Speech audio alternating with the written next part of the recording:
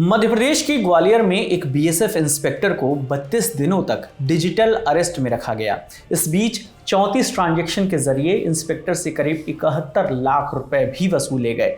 ये अभी तक का सबसे लंबे वक्त तक चलने वाला डिजिटल अरेस्ट बताया जा रहा है।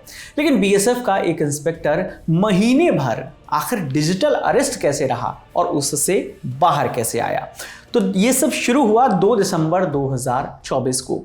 मूल रूप से उत्तर प्रदेश के मऊ जिले के रहने वाले बीएसएफ इंस्पेक्टर अबसार अहमद मध्य प्रदेश के ग्वालियर जिले में टेकनपुर एक जगह है, वहां पर बीएसएफ अकेडमी में पोस्टेड हैं।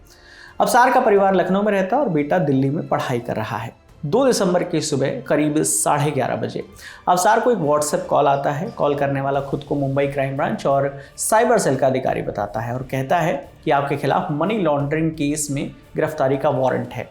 आपके इस नंबर पर कई केस चल रहे हैं, कई जगह आपके मोबाइल का गलत इस्तेमाल हुआ है। इतना ही नहीं, मुंबई क्राइम ब्रांच अफसर बनकर बोल रहे ठग ने यह भी कहा कि आपके साथ आपके पूरे परिवार को अरेस्ट करने के कोर्ट के आदेश हैं। इसके बाद बताया गया कि आदेश है कि तत्काल आपको अरेस्ट किया जाए। जब बीएसएफ इंस्पेक्टर अफसार ने बताया कि उन्होंने ऐसा कुछ नहीं किया है, तो उनसे कहा गया कि आपका फ़ोन टेप हो रहा है। अगर ये बात आपने किसी को बताई तो आपके बच्चे और परिवार के लोगों को भी अरेस्ट कर लिया जाएगा। चूँकि बीएसएफ इंस्पेक्टर यहाँ अकेले रहते हैं, इसलिए वो डर गए और फ़ोन करने वालों की बात मानते चले गए। इस 32 दिनों के दौरान करीब 34 ट्रांजैक्शन में 71,25,000 रुपए बीएसएफ इंस्पेक्टर ने वीडियो कॉल करने वाले ठगों को ट्रांसफ़र कर दिए। इंस्पेक्टर ने ये रकम दिल्ली में स्थित अपने फ्लैट और ज़मीन बेचने का सौदा करके एडवांस में लिए थे। साथ ही कुछ दोस्तों के साथ साथ बैंक की सेविंग की जो रकम थी वो भी उन्होंने ठगों को दे दी। बीएसएफ इंस्पेक्टर इतना डर गए थे कि लगातार 1 महीने से वो ठगों के संपर्क में थे, उसके बावजूद भी वो उनको लगातार पैसे दिए जा रहे थे। इस बीच जब उन्होंने डिजिटल अरेस्ट का विरोध किया तो स्कैमर्स ने उन्हें ये कहकर डरा दिया कि हम ही डिजिटल अरेस्ट वाले जागरूकता अभियान चलाते हैं। आखिरकार 2 जनवरी 2025 को बीएसएफ इंस्पेक्टर ने अपने बेटे से बात की और पूरा वाकया बताया। बेटे के समझाने के बाद वो ग्वालियर एसपी के ऑफिस पहुंचे और वहां पर उन्होंने अपनी आपबीती सुनाई। एसपी धर्मवीर सिंह का कहना है कि डिजिटल अरेस्ट के इस मामले में हमने जांच शुरू कर दी है और जल्द से जल्द आरोपियों को पकड़ा जाएगा। कार्यालय में अभी मिस्टर अबसार अहमद मिले हैं। इन्होंने बताया है कि ये इंस्पेक्टर के रूप में बीएसएफ एकेडमी पदस्थ हैं।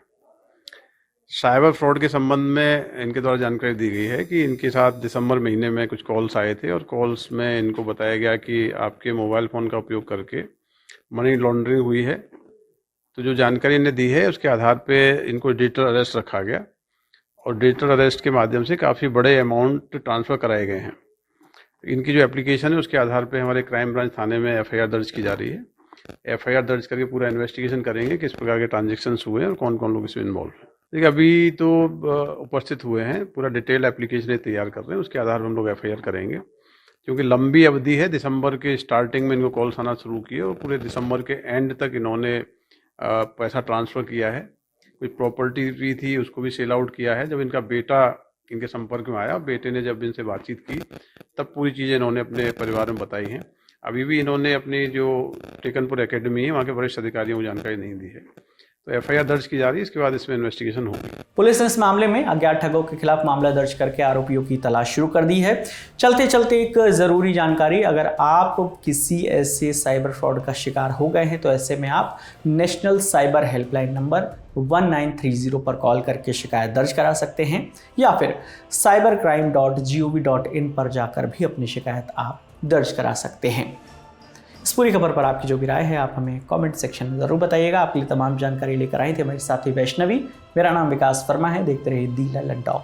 शुक्रिया।